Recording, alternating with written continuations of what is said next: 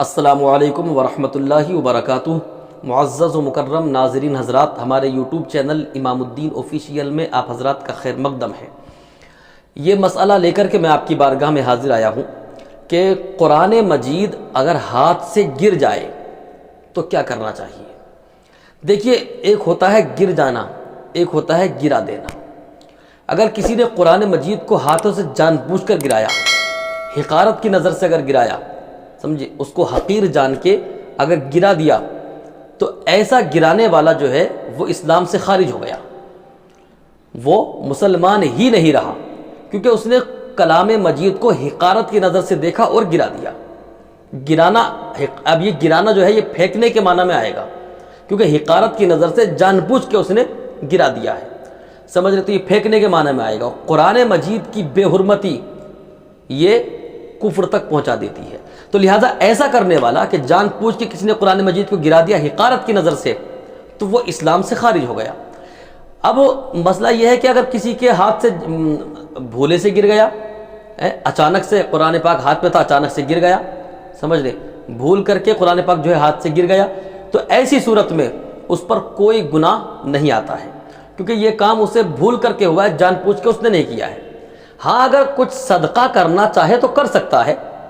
کچھ صدقہ اگر کرنا چاہے تو کر سکتا ہے، اور اگر نہیں کرا صدقہ تو کوئی گنہگار بھی نہیں ہے وہ،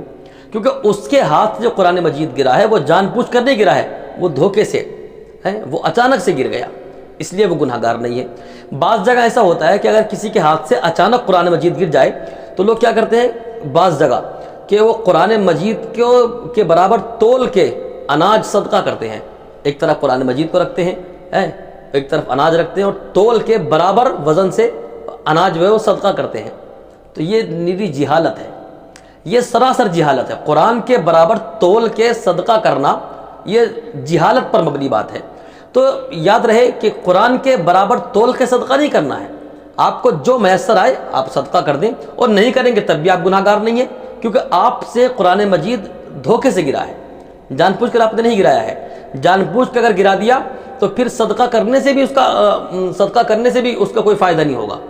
پھر تو یہ ہوگا کہ اللہ کی بارگاہ میں توبہ کرنی ہوگی، رونا ہوگا، گڑ گڑانا ہوگا، اور اگر اس کو حقارت کی نظر سے گرایا ہے تو پھر بیوی والا ہے تو نکاح بھی دوبارہ کرے گا، اگر بیوی والا نہیں ہے،